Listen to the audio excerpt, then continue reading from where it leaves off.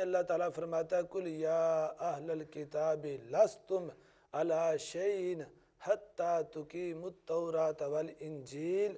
اللہ فرماتا ہے کہ اہل کتاب، کل کا معنی پکارنے کے لیے آتا ہے، اے اہل کتاب نہیں ہو تم کوئی چیز حتیٰ کہ تم قائم کرو، حتیٰ تقیموا التوراۃ، تم کچھ نہیں ہو حتیٰ کہ تم قائم کرو تورات کو، انجیل کو، وما انزل الیکم من ربکم، اور جو تم پر تمہارے رب نے نازل فرمایا،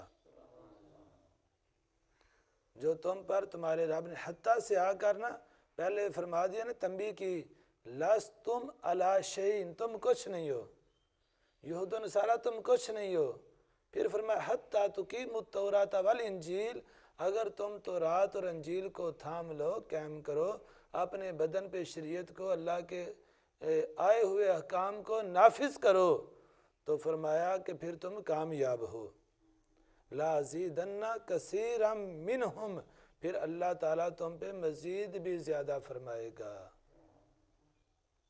تو یہ آیت پاک ہے، اور اس کی تفسیر کے بارے میں یہ صحابہ کرام میں سے بہت بڑا نام ہے حضرت سفیان بن عیینہ۔ آپ رضی اللہ عنہ فرماتے ہیں کہ میں قرآن پاک کو پڑھتا ہوں نا، تو اس میں بہت سارے احکام ہیں، ڈرانے کا حکم بھی ہے، خوشخبری بھی ہے، تو کہتے ہیں میں پورے قرآن سے جو آیت پڑھ کے زیادہ بوجھ محسوس کرتا ہوں، زیادہ گھبراتا ہوں، زیادہ روتا ہوں، اور زیادہ میرا احساس بیدار ہوتا ہے، وہ فرماتے ہیں وہ سورۃ مائدہ کی یہ آیت ہے جس میں اللہ فرماتا ہے کل یا اہل الکتاب لستم علی شیء، اللہ فرماتا ہے یہود و نصارہ تم کچھ نہیں ہو اگر تم تورات اور انجیل کو قائم نہیں کرتے۔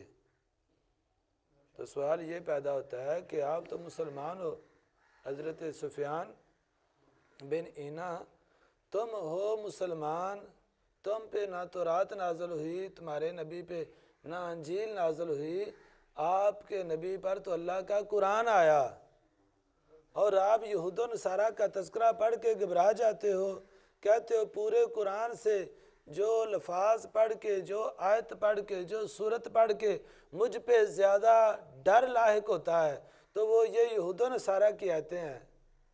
تو وہ فرماتے ہیں کہ اس لیے میں ڈرتا ہوں کہ اللہ فرماتا ہے تم کچھ نہیں ہو اگر تم تورات انجیل کو قائم نہیں کرتے، اگر تم تورات انجیل پہ عمل نہیں کرتے تو کچھ نہیں ہو، تو اس کا مطلب یہ ہوا کہ ہم کچھ نہیں ہیں۔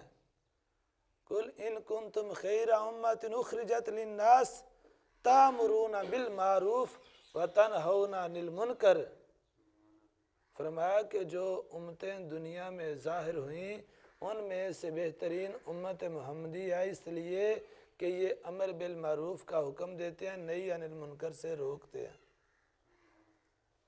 تو مطلب یہ ہوا کہ میں اس لیے روتا ہوں کہ اگر ہم بھی اسلام کو نافذ نہیں کریں گے، قرآن کو اپنے اوپر نافذ نہیں کریں گے، آج ہمارے چہرے اگر قرآن کے مطابق نہ ہوئے، ہمارا لباس قرآن کے مطابق نہ ہوا، ہماری سماعت اسلام کے مطابق نہ ہوئی، ہمارا دیکھنا اسلام کے تابع نہ ہوا، ہمارا چلنا اسلام کے تابع نہ ہوا، ہمارا چھونا، یہ بعض چیزیں ایسی بھی چھوئی جاتی ہیں جن کی وجہ سے عذاب ہوتا ہے۔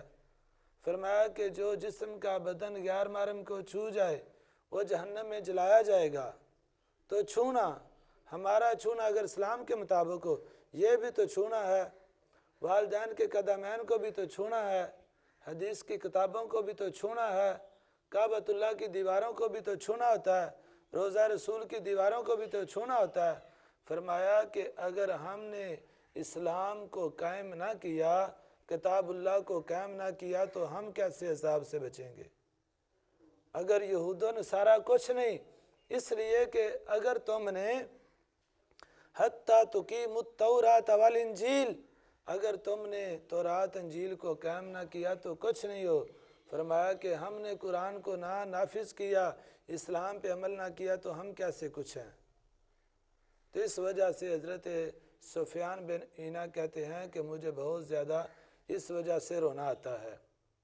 تو اس آیت کے شان نزول کے بارے میں مفسرین بہت سارے اس پہ قول فرماتے ہیں کہ جب اللہ تعالیٰ کے نبی محمد مصطفیٰ صلی اللہ علیہ وسلم نے کلمے کا اعلان فرمایا، یہود و نصارہ، اگر آسان کر دوں تو عیسائی اور انگریز، گورے کالے، یہود و نصارہ یہ سرکار کی بارگاہ میں آئے اور وفد لے کر آئے، تو میرے نبی علیہ الصلوۃ والسلام نے فرمایا کلمہ پڑھو مسلمان ہو جاؤ۔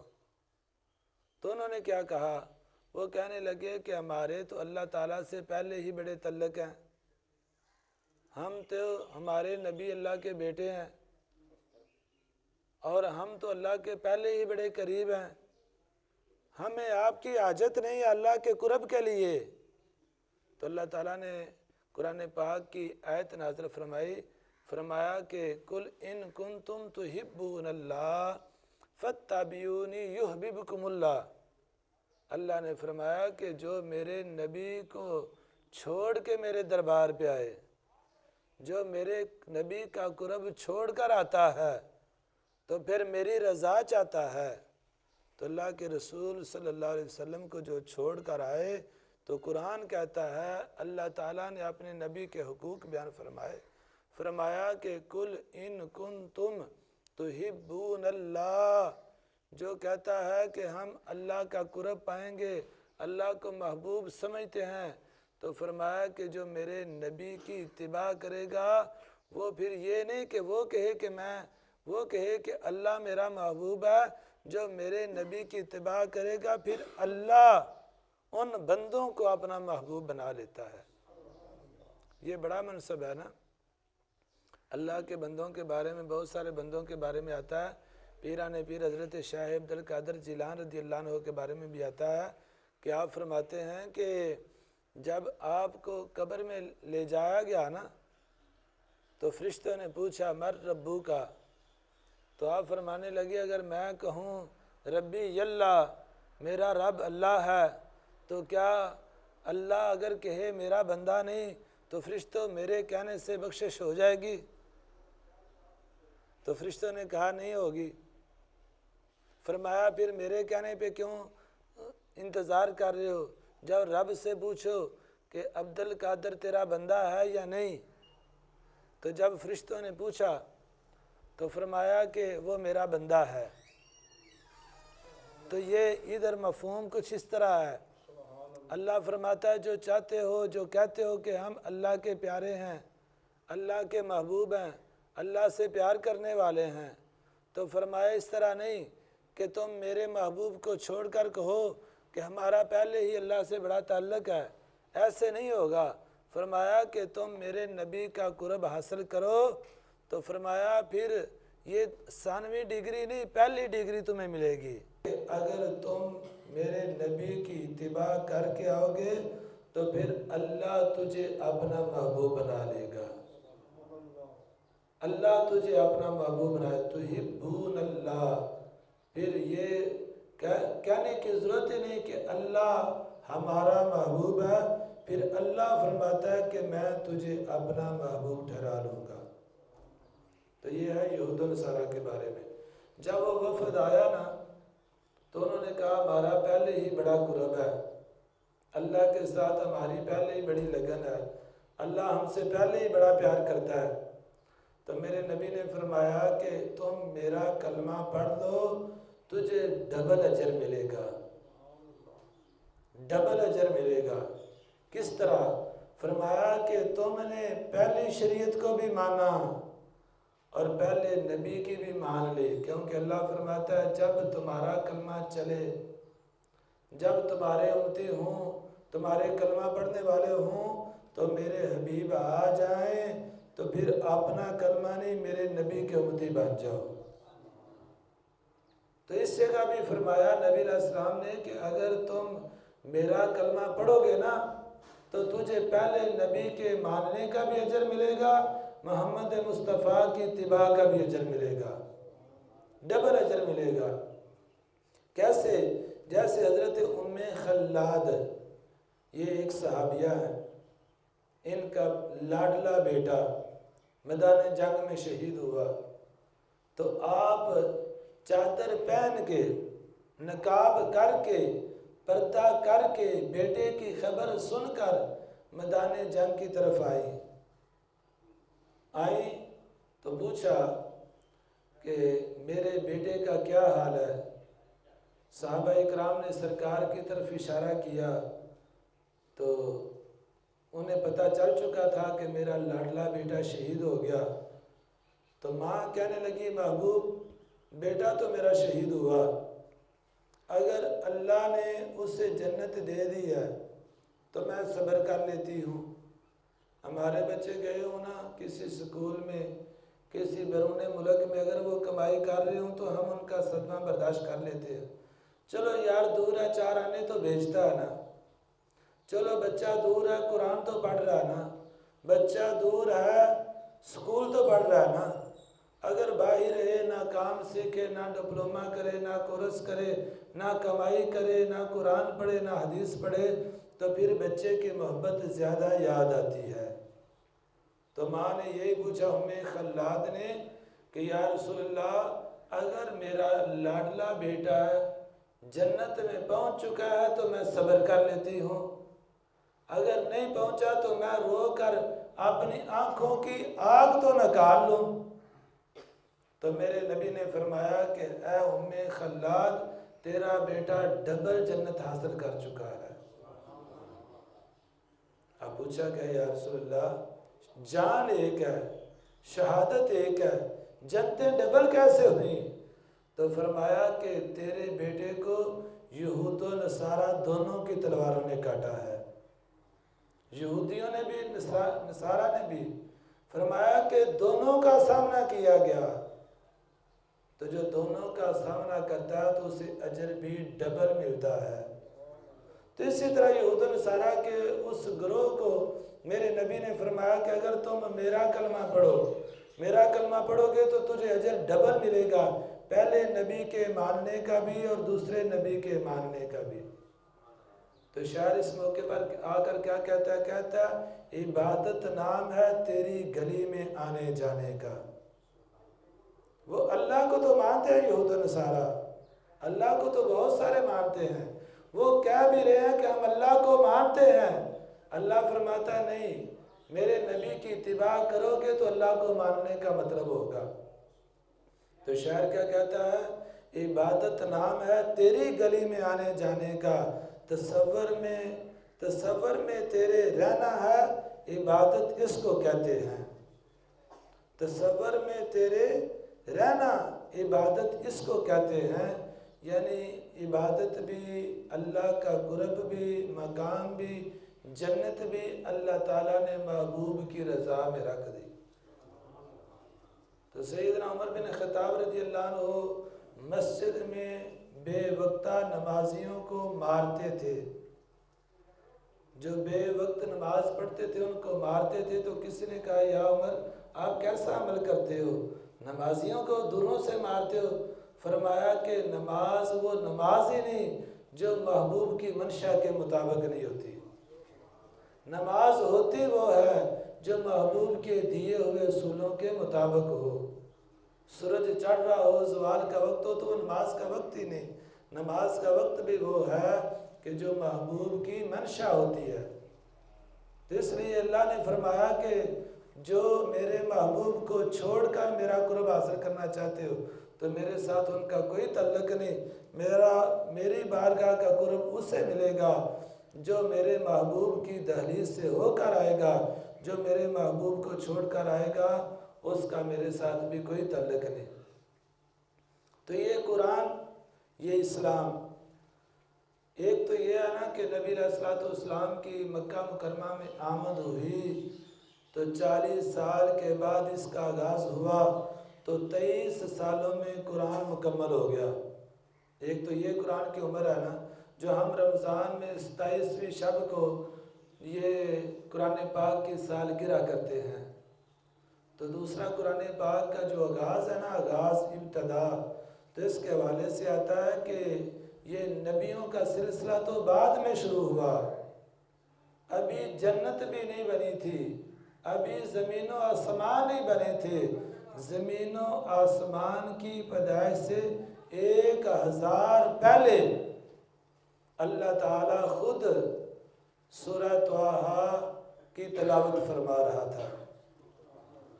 یہ سن کر فرشتوں نے کہا سبحان اللہ، اور آپ کی سبحان اللہ بھی فرشتوں کے تابع ہو گئی۔ اللہ پڑھ رہا تھا، فرشتے مبارک دے رہے تھے، فرمانے لگے قربان جائے اس امت پر جن پہ یہ قرآن نازل ہوگا۔ تو اس لیے پیارے بھائیوں، یہ قرآن پاک جو ہے یہ بہت بڑی عبادت ہے۔ حضرت عبداللہ بن عباس رضی اللہ تعالیٰ عنہ آپ فرماتے ہیں کہ 3 قسم کے فرشتے اللہ تبارک و تعالیٰ نے مخصوص فرمائے ہیں۔ 3 قسم کے فرشتے، اور ان کے پاس جو ہیں وہ جھنڈے ہیں، جو ایک مسجد نبوی کے پاس رہتے ہیں، کچھ بیت المقدس میں اور کچھ خانہ کعبہ میں۔ تو جو ہے نا مسجد نبوی میں وہ کہتے ہیں کہ وہ بندہ جو بندے کے لیے دعائے نقصان کرتے ہیں کہ وہ بندہ جو اللہ کے فرائض کو ضائع کرتا ہے۔ یہ حج کا موسم ہے نا، لوگ نصیب والے حج پہ جا رہے ہیں۔ جس بندے کے پاس نصاب ہو حج نہ کرے تو اللہ کے نبی فرماتے ہیں اللہ کہتا ہے کہ اس بندے کی مجھے کوئی پرواہ نہیں کہ وہ جہاں مرضی مر جائے، جو میرے فرائض کو ادا نہیں کرتا۔ حج بھی فرض ہے، نماز بھی فرض ہے، روزہ بھی فرض ہے، زکوٰۃ بھی فرض ہے۔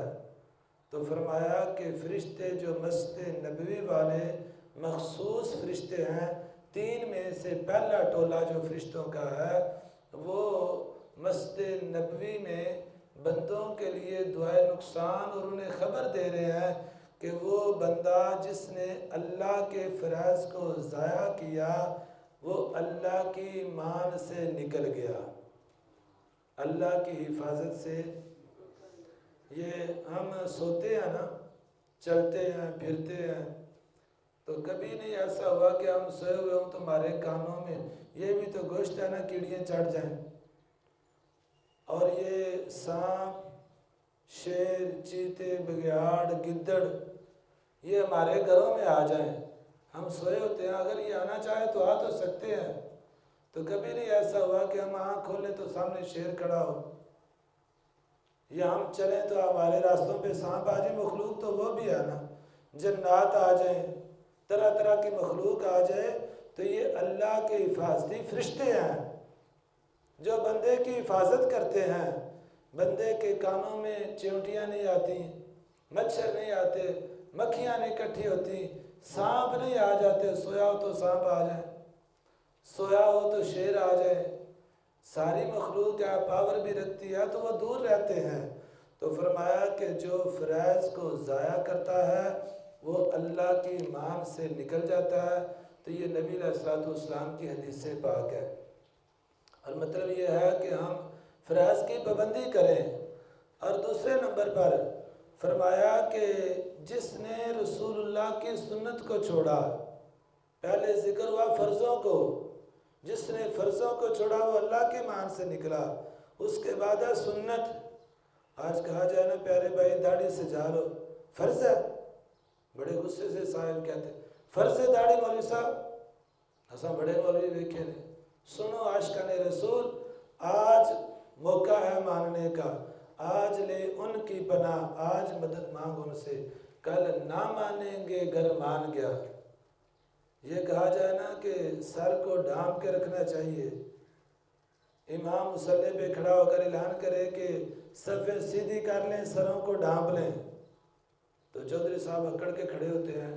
اگر کوئی ساتھ والا اشارہ کرے سر پہ ٹوپی پہن لے، فرض ہے، اونچی بولے گا کہ مولوی صاحب بھی سن لے، انہیں پتا چلے کہ سر کو ڈھانپنا فرض نہیں ہے۔ تو سنت تو ہے نا، امامہ باندھنا سنت تو ہے نا۔ تو فرمایا کہ جو سنت کی مخالفت کرے قیامت کے دن وہ شفاعت کا حقدار نہیں بنے گا۔ بولو استغفر اللہ۔ تو سنت دیکھ لیں، پانی بیٹھ کے پینا بھی سنت ہے، بسم اللہ پڑھ کر کھانا بھی سنت ہے، ہاتھوں کو دھونا بھی سنت ہے، نماز کی سنتیں پڑھنا بھی سنت ہے، سروں کو ڈھانپ کے نماز پڑھنا بھی سنت ہے، لباس صاف پہن کر مسجد میں آنا یہ بھی سنت ہے۔ آج کچھ لوگ مزدوری کرنے والے انہی کپڑوں سے آ جاتے ہیں، اگر کہا جائے نا مسجد میں صاف کپڑے پہن کے آؤ تو آگے بولتے ہیں کیا گندے کپڑوں سے نماز نہیں ہوتی؟ کام کاج والے کپڑوں سے نماز تو ننگے بھی ہو جاتی ہے۔ ہاں میں ہوش و بات سے کہہ رہا ہوں کہ ننگے بندے کی نماز ہو جاتی ہے پر مجبوری سے ہوتی ہے، لیٹ کر بھی ہو جاتی ہے، لیکن بندہ چلتا ہے مسجد میں اپنی کرسی خود اٹھائے اور گھنٹہ گھنٹہ چوکوں میں گپیں لگائے، مسجد میں آ کر بیٹھ کے نماز پڑھے تو وہ کہتا ہے کہ بیٹھ کے نماز نہیں ہوتی، مسئلہ سمجھنے کی طرف نہیں آتے۔ اور فرمایا کہ تیسرے نمبر پر جس نے حرام کھایا، جس نے حرام کھایا اس کے فرائض اور نوافل قبول نہیں ہوں گے۔ بندہ کہ نماز تو اللہ کی پڑھوں گا، روزے تو اللہ کے لیے رکھوں گا، دکان اپنی مرضی سے، کھیتی باڑی اپنی مرضی سے، نوکری اپنی مرضی سے، اتنی محنت کر کے بچے کو پڑھایا، پھر بینک میں ملازم بنایا، تو اس سے سود لینے والے آگے، کسان آگے کہ مجھے ٹریکٹر چاہیے، تو ہے 15 لاکھ کا ملا 18 لاکھ کا، تو یہ سود ہے اور کیا ہے؟ سونا جمع کراؤ نقدی لو، اپنا سونا جمع گروی رکھا تو 2 لاکھ لیا، جب جمع کروانے کی باری ہے تو 3 لاکھ دو۔ تو وہی صاحب جن پر اتنی محنت کرنے کے بعد ان کو بینک میں ملازم بنایا، چلو اسے تو پیسے ملے، ضرورت اس کی پوری ہوئی اور 3 لاکھ بینک والوں کو مل گیا، اسے لکھنے کا نقصان ہوگا۔ اور سود ایسی لعنت ہے، لینے والا دینے والا گواہ، لینا دینا گواہ، 3 قسم کے لوگوں کے بارے میں آتا ہے ان کو پکڑ ہوگی، ان 3 قسم کے لوگوں کو پکڑا جائے گا۔ اور فرمایا کہ ایک وقت آئے گا علم اٹھ جائے گا، علم، تو پوچھا گیا صحابی رسول نے عرض کی یا رسول اللہ علم کیسے اٹھے گا؟ پہلے تو آپ اکیلے پڑھا رہے تھے، اب آپ کے 1,26,000 صحابہ پڑھا رہے ہیں اور ان کے بعد علماء پڑھائیں گے۔ اور دیکھ لیں اپنی ہوش سے دیکھ لیں، جب ہم چھوٹے ہوتے تھے تو کتنی مسجدیں ہوتی تھیں، جب ہم چھوٹے تھے تو کتنے حافظ ہوتے تھے، جب ہم چھوٹے ہوتے تھے تو کتنے مدارس تھے، آج جگہ جگہ مسجدیں ہیں، جگہ جگہ حافظ ہیں، جگہ جگہ عالم دین ہیں، جگہ جگہ عشر والے بتا رہے ہیں۔ تو میرے نبی فرماتے ہیں قرب قیامت علم اٹھ جائے گا۔ جب انہوں نے پوچھا تو فرمایا ویلکم، تباہ ہو جاؤ، ہلاک ہو جاؤ، جھڑکی دی میرے نبی صلی اللہ علیہ وسلم نے۔ تو سرکار کی جھڑکی بھی رحمت ہے، سرکار کی جھڑکی بھی رحمت ہے۔ کیسے رحمت ہے؟ جھڑکی تو جھڑکی ہوتی ہے نا۔ میرے نبی نے باقاعدہ دعا فرمائی یا اللہ جس کے لیے میں جھڑکی دوں تو اس کو نماز بنا دے، جسے میں جھڑکی دوں قیامت کے دن اس کے لیے روزہ بنا دے، جس کو میں جھڑکی دوں میری جھڑکی کو قیامت کے دن اس کے لیے نیکی بنا دے۔ تو جسے سرکار جھڑکی دیتے تھے وہ دوستوں کو کہتا تھا آج مجھے بھی جھڑکی مل گئی ہے۔ تو سرکار نے انہیں جھڑکی دی، فرمایا کہ علم اٹھنے کا مطلب یہ ہے کہ لوگ علماء کی سنیں گے نہیں، عمل نہیں کریں گے۔ علماء جو بڑے بڑے علماء ہیں آہستہ آہستہ فوت ہو جائیں گے، جو ان کے بعد آئیں گے پہلوں کے مقابلے کے نہیں ہوں گے۔ عالم تو بڑے آ رہے ہیں، اب بھی بڑے بڑے مفتی ہیں، بڑے بڑے فتوے دیتے ہیں، بڑے بڑے بیان کرتے ہیں، لیکن کوئی ایک بھی روئے زمین میں احمد رضا کے پائے کا نہیں ہے، کوئی ایک بھی امام اعظم ابو حنیفہ کے پائے کا نہیں ہے، کوئی ایک بھی امام مالک جیسا نہیں ہے، کوئی ایک بھی امام شافعی جیسا نہیں ہے، کوئی ایک بھی امام احمد بن حنبل جیسی استقامت نہیں رکھتا، کوئی ایک بھی امام بخاری جیسا لاکھوں حدیثیں یاد کرنے والا نہیں ملتا۔ تو فرمایا آہستہ آہستہ علم اٹھ جائے گا، جب اٹھے گا تو پھر مسلمانوں کی حالت بھیڑ اور بکریوں جیسی ہو جائے گی اور دشمن ان پر مسلط ہو جائیں گے۔ تو پوچھا گیا بھیڑ بکری کا کیا مطلب ہے؟ تو سوچیں جب بھیڑ پر کتا حملہ کرتا ہے تو بھیڑ روک لیتی ہے، بکری کو جب بھیڑیا پکڑ لے تو بھیڑ نے کبھی آگے سے ہاتھ اٹھایا ہے؟ تو فرمایا امت بے بس ہو جائے گی، لوگ ان کو قتل کرتے رہیں گے، وہ آگے بیٹھے رہیں گے، لوگ ان کے دین پہ حملہ کرتے رہیں گے، وہ آگے بیٹھے رہیں گے۔ آج دیکھ لو کتنی تعداد 57 ملک مسلمانوں کے، اور وہ گائے کا موت پینے والے مسلمانوں کے پیارے محبوب کی توہین کر رہے ہیں، وہ بتوں کو سجدہ کرنے والے، کعبے کو سجدہ کرنے والے کے نبی کی توہین کر رہے ہیں، وہ گائے کا دودھ پینے والوں کے نبی کی توہین کر کے اکڑ رہے ہیں، اور مسلمان دیکھ رہے ہیں کیا کریں۔ تو فرمایا کہ جب ان سے علم اٹھ جائے گا پھر یہ بھیڑ بکریوں کی طرح ہو جائیں گے، ان پہ مسلمانوں پہ حملہ کیا جائے۔ آج دیکھ لیں دنیا بھر میں جہاں کہیں بھی شہید ہو رہے ہیں تو مسلمان ہو رہے ہیں، اور مسلمان آپس میں ایک دوسرے کے دشمن بنے ہوئے ہیں، مسلمان ملک مسائل کے اختلاف میں ایک دوسرے کے دشمن بنے ہوئے ہیں، اور کافر مسلمانوں کو ایسی انہوں نے چال لگا دی کہ آپس میں دشمن اور اوپر سے قتل کر رہا ہے۔ تو میرے نبی علیہ الصلوۃ والسلام نے ان کو جھڑکی دی، اور جھڑکی کا بھی فرمایا کہ جس کو میں جھڑکی دوں اس کو یہ فضیلت ملے گی۔ اللہ تعالیٰ کی بارگاہ میں دعا ہے کہ اللہ تعالیٰ ہم سب کو شریعت محمدی پر، اور جو ہمارا موضوع تھا لبیک اسلام، تو ہمیں اسلام کے ساتھ لبیک کہنے کی توفیق عطا فرمائے۔ وآخر دعوانا الحمدللہ۔